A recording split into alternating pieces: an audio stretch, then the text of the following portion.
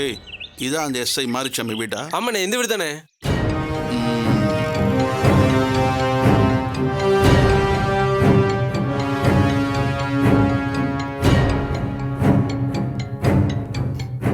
ஏய், ஃபேனை போடுற. சரிண்ணே.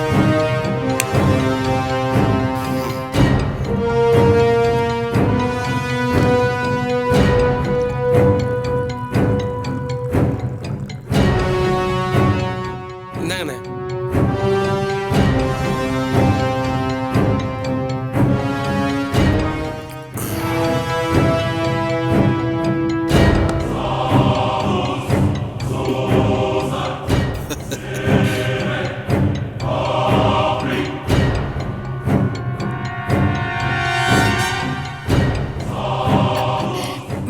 யாருங்க நீங்க?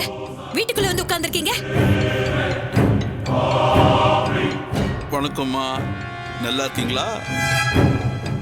நான் கிரண்லால் சேட்டு. என்ன ரவுடி சேட்டுன்னு கூப்பிடுவாங்க. என்னங்க என்னங்க? டேய் அண்ணே, பான் குடுறா. இந்தாங்கண்ணே. என்னம்மா? அங்க பாருங்க, அங்க பாருங்க.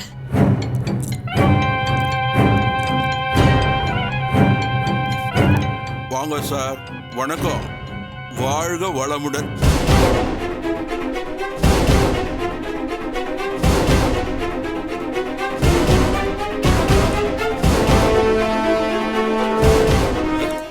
எங்க என்னங்க வேணும் உங்களுக்கு?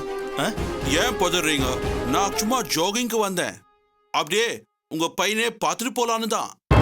ஆமா, அவரு சப் இன்ஸ்பெக்டர் சார் இல்லையா? ப்ளீஸ் கூப்பிடுங்களேன். போய் சூரி, போய் கூப்பிட்டு வா.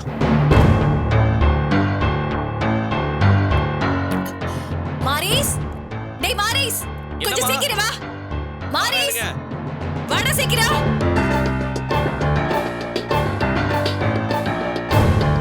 என்னம்மா? டேய், உன்னை பார்க்கணும்னு ரவுடி அந்த சீட் வந்து உட்கார்ந்து.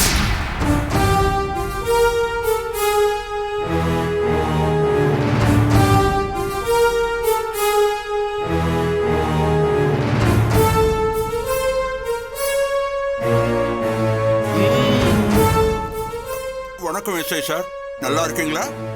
வாங்க உட்காருங்க. ஏன்னா எனக்கு கால் வலிக்குது, இப்பதான் ஜாகிங் போயிட்டு வந்தால. உட்காருங்க சார்.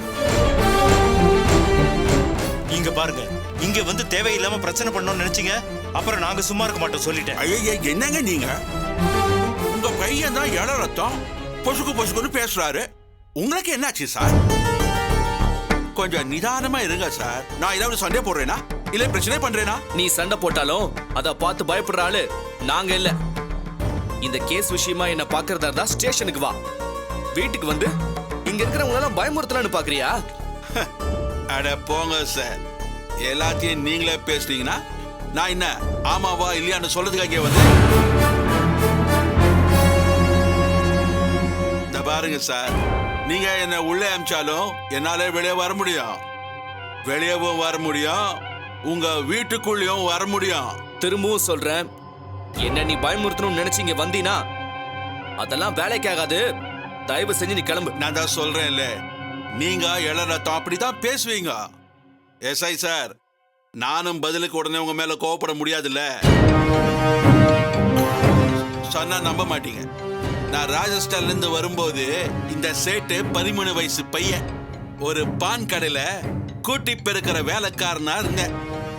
இன்னைக்கு இந்த ஏரியாவே சேட்டு கையில இருக்கு. இந்த நம்மளுக்கு பேச சினிமாக்கார சேட்டு கிடையாதுன்னா, நான் ஒரு விஷயத்துல இறங்கினா அத சரியா செய்யணும்னு நினைக்கிற ஆளுனா. நான் தமிழ்நாடு வந்து கத்துக்கிட்ட மொத விஷயமே தமிழ் தான். உங்களுக்கு டவுட் இருந்தா இந்த உதறு ஒட்டாத திருக்குறள் ஒண்ணு சொல்லட்டுமா? வசையொழிய வாழ்வாரே வாழ்வார், இசையொழிய வாழ்வாரே வாழாதவர். கரெக்டா? கரெக்டா சார்? கரெக்டாமா? இதெல்லாம் நான் எதுக்கு சொல்றேன்னா, நான் எந்த ஒரு விஷயத்த பண்ணாலும் அத பக்குவமா பண்ற ஆளு. என் விஷயத்துல நீங்க கொஞ்சம் அவசரப்பட்டுட்டீங்க சார். சரி, தப்பில்லை. அதை நான் மறக்கணும் ரெடியா இருக்கிறேன் சார். அதே மாதிரி நீங்களும் அந்த கேஸை மறக்க ரெடியா இருங்க. ஏயா, உனக்கு ஒரு தடவை சொன்னா புரியாதா? நீ மிரட்டினாலும் நான் பயப்பட மாட்டேன். தயவு செஞ்சு கிளம்புறியா? இத பாருங்க, உங்களை நான் தப்பு பண்ணுங்கன்னு சொல்ல, நீங்க நேர்மையாவே இருந்துட்டு போங்க சார். அதை பத்திலாம் எனக்கு கவலையே இல்ல. என்ன மட்டும் இந்த கேஸ்ல கண்டுக்காம இருங்க, அது போதும். யாரை எப்படி வளைக்கணும், எப்படி சரி கட்டணும்னு இதெல்லாம் எனக்கு ரொம்ப நல்லாவே தெரியும். நான் பாட்டுக்கு பழையபடி என் வேலையை பார்த்துட்டு போயிட்டு இருக்கேன். நீங்க உங்க பாட்டுக்கு நேர்மையா இருந்துக்காங்க சார். எனக்கு ஒன்றும் ஆட்சேபனையே இல்லை. நீ எப்படி பிறந்த, எப்படி வளர்ந்த, எப்படி வாழ்ந்தங்கிற பயோகிராஃபிலாம் எனக்கு சொல்லியாச்சு. திருக்குறள்லாம் வேற ரொம்ப நல்லா சொன்ன, சந்தோஷமா இருந்தது. எங்க தமிழ் கலாச்சாரத்துல வீட்டுக்கு வந்த யாரையும் கழுத்தை பிடிச்சு வெளியே தள்ள மாட்டோம். அதையும் செய்ய வச்சிடாத. மரியாதையா சொல்றேன், கிளம்பிடு.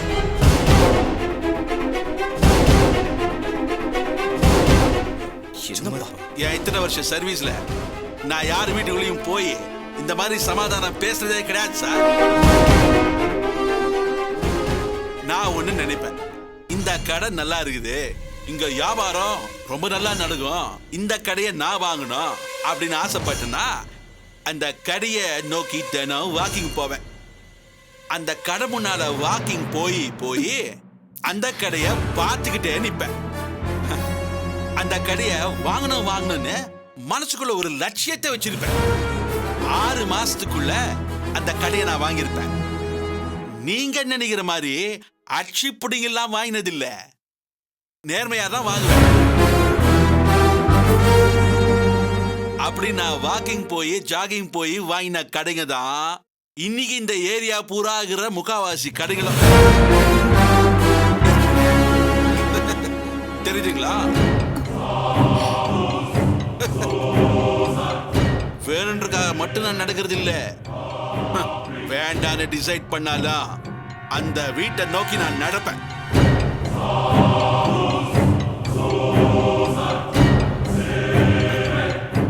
இதுக்கு மேல என்ன நடந்தாலும் இந்த சேட்டை கோச்சிக்காதீங்க. ஓகே, வரேன் சார். வரேங்கம்மா, வரேன்.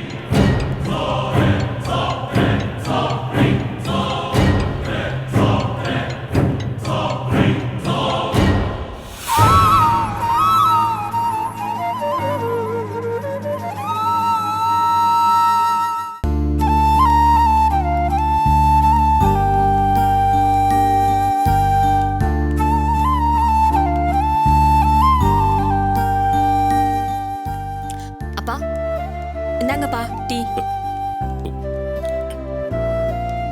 வேண்டாம். இப்படியே இருந்தா எப்படிப்பா? குடிங்க. வேண்டாம். ஏன் பயப்படுறீங்களா?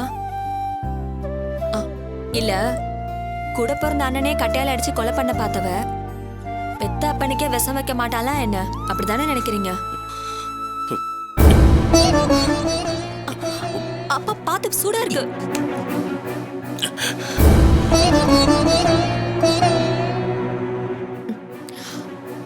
நான் போய் போலீஸ்ல சரண்டர் ஆயிடுறேன்பா. எதுக்கு? நான் பண்ணது தப்பு தானே, தப்புக்கு தண்டனை அனுபவிக்கணும்ல. சஞ்சய்க்கு என்ன வேணாலும் ஆகும். அப்படியே ஒன்னும் ஆகலனா கூட நான் பண்ணது தப்பு தான், கண்டிப்பா தண்டனை அனுபவிச்சுதான் ஆகணும். நான் போய் போலீஸ் ஸ்டேஷன்ல சரண்டர் ஆயிடுறேன். என்னம்மா இப்படி பேசுற நீ? ஒரு பக்கம் உன் அம்மா சீரியஸா கிடக்குறா, இன்னொரு பக்கம் உன் அண்ணன் சீரியஸா கிடக்குறா. யாருக்கு என்ன எப்ப என்ன ஆகணும் ஒண்ணுமே தெரியலம்மா. இந்த நேரத்துல அப்பாவை நீ தனியா விட்டுட்டு போனா என்னால எப்படிம்மா இருக்க முடியும்? நீ பக்கத்துல இருக்கிறதுனால தான் எனக்கு கொஞ்சம் ஆறுதலா இருக்கு. நீ இல்லனா என்னால உயிரோட வாழ முடியாதுமா. தயவு செய்து நீயே என்னை விட்டு போயிடாதம்மா. சஞ்சய் பாக்குறதுக்கு ஸ்பெஷலிஸ்ட் வந்துட்டு இருக்காரு. அவர் வந்து என்ன சொல்லுவார் எனக்கு இப்பவே திக்கு திக்குன்னு இருக்கு. அப்பாவை தனியா விட்டு போயிடாதடா. போக மாட்டல.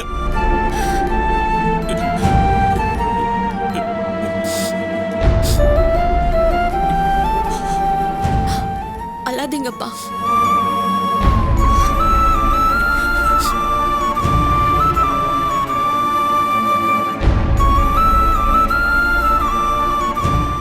எக்ஸ்கியூஸ் மீ சார், கொஞ்சம் வாங்க.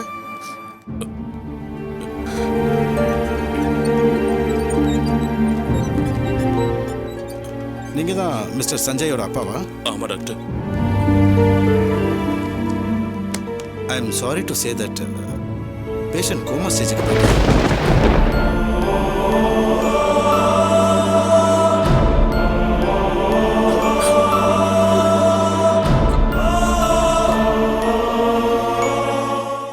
தைரியமா இருங்க சார். எங்களால் எந்த அளவுக்கு முயற்சி பண்ண முடியுமோ அந்த அளவுக்கு முயற்சி பண்ணி உங்க பையனை ரெக்கவர் பண்ண பார்க்குறோம். சார், நாங்க உங்களை தான் சார் நம்பி இருக்கோம்.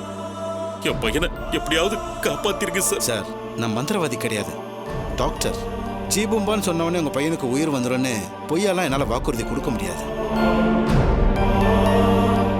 மெடிக்கலாக எங்களால் என்னென்ன பண்ண முடியுமோ அதெல்லாம் பண்ணி ஒரு உயிரை காப்பாற்ற தான் சார் நாங்கள் நினைக்கிறோம். எங்களால் முடிஞ்ச வரைக்கும் நாங்கள் ட்ரை பண்ணுறோம். அதுக்கப்புறம் கடவுள் கையில் தான் சார் இருக்கு.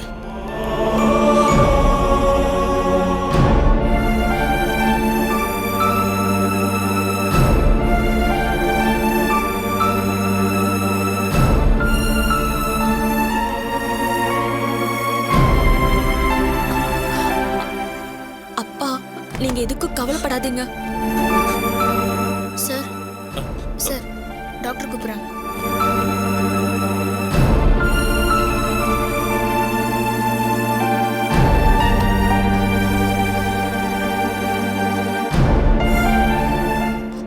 வாங்க சார். மறுபடியும் உங்க ஒய்ஃபுக்கு ஆஞ்சியோ ஆபரேஷன் பண்ணியே ஆகணும். ரொம்ப கிரிட்டிக்கலான பொசிஷன்ல இருக்காங்க. ஐயோ, என்ன சார், பதட்டப்படாதீங்க, அமைதியா இருங்க. எப்படி சார் அமைதியா இருக்க முடியும்? புள்ள வேற கோமால. சத்தம் போடக்கூடாது, அமைதியா வாங்க. வாங்க சார், வாங்க சார், வாங்க. என்ன சார், என்னாச்சு உங்களுக்கு? ஏன் இப்படி நடந்துக்கிறீங்க?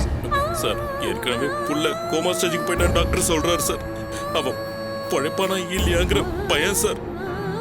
எங்க நான் பையனை இழந்துருவானோங்கிற வேதனையை தான் சார் அப்படி பேசிட்டேன். சார், உங்களுக்கு என்ன பைத்தியம் பிடிச்சிருக்கா? இந்த மாதிரி எல்லாம் சத்தம் போட்டுட்டு இருந்தீங்கன்னா உங்க பையனை மட்டும் இல்ல, உங்க ஒய்ஃபையும் சேர்த்து இழக்க வேண்டியதா இருக்கும்.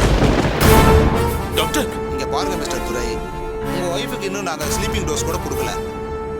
நீங்க பாட்டுக்கு உங்க பையன் சாக போறான் அப்படி இப்படின்னு ஒய்ஃப் முன்னாடி சத்தம் போட்டு பேசுனீங்கன்னா, அதை அவங்க கேட்டுட்டாங்கன்னா அதுக்கப்புறம் அவங்கள யாராலையுமே காப்பாற்ற முடியாது. உங்க ஒய்ஃபுக்கு ஆபரேஷன் முடியற வரைக்கும், ஏன் முடிஞ்சு கொஞ்ச நாள் வரைக்கும் உங்க பையனை பத்தின எந்த மேட்டருமே உங்க ஒய்ஃப் கிட்ட சொல்லக்கூடாது. புரியுதுங்களா? புரியுது டாக்டர். நீங்க நடந்துக்கிறத பொறுத்து தான் உங்க ஒய்ஃப் உயிரோட இருப்பாங்களா இல்லையாங்கிறதையே சொல்ல முடியும். பார்த்து நடந்துக்கங்க. இதுக்கு மேல எதுவும் சொல்றதுக்கு இல்லை. ஜாக்கிரதை.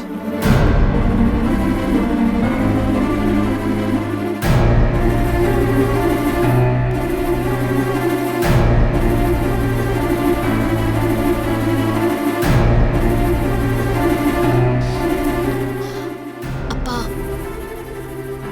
எதுவும் ஃபீல் பண்ணாதீங்கப்பா.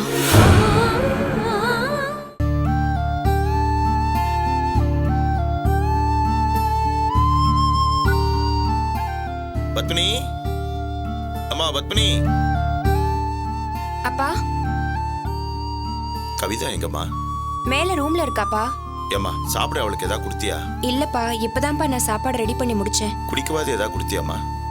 எங்கப்பா, ரூமுக்கு போகவே ரொம்ப கஷ்டமா இருக்குப்பா. ஏம்மா, என்னாச்சு? என்னமோ தெரியலப்பா, பார்க்க ரொம்ப மூடியாவே இருக்கா. சரி, அவளை டிஸ்டர்ப் பண்ண வேணாமேன்னு நானும் எதுவும் பேசிக்கலப்பா. என்னம்மா அது? வருத்தத்தில் இருக்கனா நாம தான் அவளுக்கு ஆறுதல் சொல்லி தேர்த்தணும். அதை விட்டுட்டு நீயும் பேசாம இருந்தா என்னமா அர்த்தம்? தேனே, தேனே. அப்பா, கவிதாவை கூட்டிட்டு கீழே வாமா. சரிப்பா.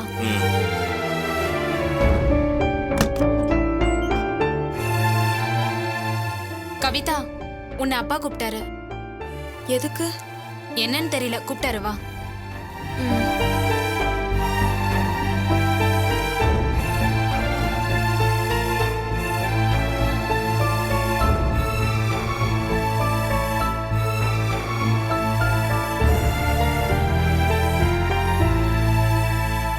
கவிதா, பா, ஏம்மா ரூம்லயே அடைஞ்சு கிடக்குற? நம்ம 4 பேரும் மாலுக்கு போயிட்டு அப்படியே படம் பார்த்துட்டு ஏதாவது ஒரு ஹோட்டல்ல சாப்பிட்டு வருவோமாமா? எதுக்குமா வருத்தப்பட்டுக்கிட்டே இருக்க? உட்காரு. அதெல்லாம் ஒன்றும் இல்லைப்பா.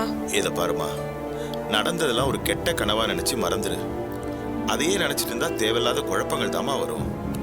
உன் வாழ்க்கையில் அந்த 2 மாசம் இல்லைன்னு நினைச்சுக்குமா, எரேஸ் பண்ணிடு. ஐயோ அப்பா, என்ன சொல்றீங்க? நான் சஞ்சய் நினைச்சிட்டு இருக்கேன்னு சொல்றீங்களா? அவனை எப்பயும் என் மனசுல இருந்து தூக்கி எறிஞ்சிட்டேன்ப்பா. அவனை பத்தின ஒரு சின்ன நினைப்பு கூட வரக்கூடாதுன்னு நான் ரொம்ப தெளிவா இருக்கேன்ப்பா.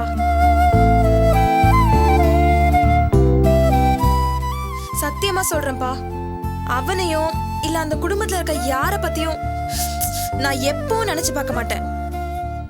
ஆனா இப்போ அது இல்லப்பா பிரச்சனை. வேற என்னம்மா? வேற எதுக்காக இப்படி ரூம்குள்ள அடைஞ்சு கிடக்குற? அந்த பொறுக்கி ராஸ்கலை பத்தி எனக்கு என்னப்பா கவலை? நான் யோசிச்சதெல்லாம் உங்களை பத்தி தான்.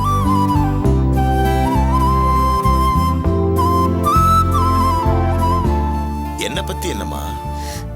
என் மேல எவ்வளவு நம்பிக்கை வச்சிருந்தீங்க, எவ்வளவு பாசம் வச்சிருந்தீங்க. எல்லாத்தையும் தூக்கி போட்டுட்டு அவனை நம்பி போனேனேப்பா. அப்படி நான் பண்ண தப்புதான் என் மனசு உறுத்துதுப்பா. உங்களை பாக்குறதுக்கே எனக்கு ஒரு மாதிரி கஷ்டமா இருக்குப்பா. அம்மா, நான் தான் உங்ககிட்ட சொல்லிட்டேன்ல, என் பொண்ணு எந்த தப்பும் பண்ணலடா. உன் மேல எங்களுக்கு யாருக்கும் வருத்தம் இல்லம்மா. பாதிக்கப்பட்ட நீயே இவ்வளவு ஈஸியா எடுத்துக்கிறப்போ நாங்க எதுக்குமா அதை நினைச்சிட்டு இருக்க போறோம்? அவங்க எல்லாம் யாரு? அவங்கள பத்தி நமக்கு என்ன? தூக்கி போடுமா. இத பாருமா, நீ முன்ன மாதிரி எப்பவும் சந்தோஷமா இருமா. கண்டிப்பா இருக்கிறேன்ப்பா. கவிதா, இந்த மாதிரி ஒரு இக்கட்டான சூழ்நிலையில உங்ககிட்ட நான் இதை பத்தி பேசக்கூடாது. இருந்தாலும் எனக்கு வேற வழி தெரியலம்மா.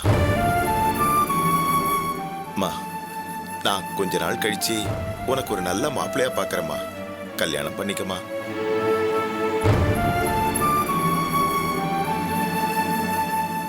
முதல்ல அந்த ராஸ்கல் கிட்ட இருந்து டைவர்ஸ் வாங்கணும்ப்பா. எல்லாத்தையும் தாண்டி என் பொண்ணுகிட்ட பர்மிஷன் வாங்கணுமா? கவிதா, என்னம்மா சொல்ற? அப்பா, இதுக்கப்புறம் நீங்க சொல்ற எல்லாத்தையும் நான் கேட்பேன்ப்பா. முடியாதுன்னுலாம் பேச மாட்டேன். அதுதான் உங்களுக்கு சந்தோஷம்னா நான் பண்ண தப்புக்கெல்லாம் அது ஒரு பிராயச்சித்தமா இருக்கட்டும்பா. இது போதும், இது ஒண்ணு போதுமா. நான் பாத்துக்கிறேன். இனிமே உன் லைஃப் சந்தோஷமா இருக்கும்பா. நீ தைரியமா இருமா. எல்லாமே நல்லபடியா சுமூகமா முடிஞ்சிருச்சு. இந்நேரத்துல அந்த பையன் போய் ஹாஸ்பிட்டல்ல படுத்திருக்கானே, இதுக்காகவாவது அவன் சீக்கிரம் எழுந்து வரணும். வந்தா தானே அவன் கிட்ட டைவர்ஸ் வாங்க முடியும்பா. அவ ஏன் எழுந்து வரணும்? அப்படியே செத்தா கூட நல்லதா இருக்கும். அவகிட்ட இருந்து டைவர்ஸ் வாங்க வேண்டால. ஏன்னா நான் அந்த அளவுக்கு கொடுமையை அனுபவிச்சிட்டேன்ப்பா. என்னை எப்படி எல்லாம் கஷ்டப்படுத்தினாங்க தெரியுமா? இத பாருமா, எப்போ அவங்க நினைப்பெல்லாம் தூக்கி தூர போட்டேன்னு சொன்னியோ அப்பவே எல்லாம் முடிஞ்சு போச்சுமா. இனிமே அதை பத்தி யோசிக்காதம்மா. அவங்க வீட்டில் நடந்த நல்லது கெட்டது எதுவும் உன் மனசுல இருக்க வேண்டாம். எல்லாத்தையும் அழிச்சிருமா. சரியா? சரிப்பா. அக்கா நம்ம எல்லாருக்கும் சமைச்சிட்டா. வாமா சாப்பிடலாம். ஈவினிங் இங்கேயா வெளியே போலாம். வாமா. சீரமா வாங்கம்மா சாப்பிடலாம்.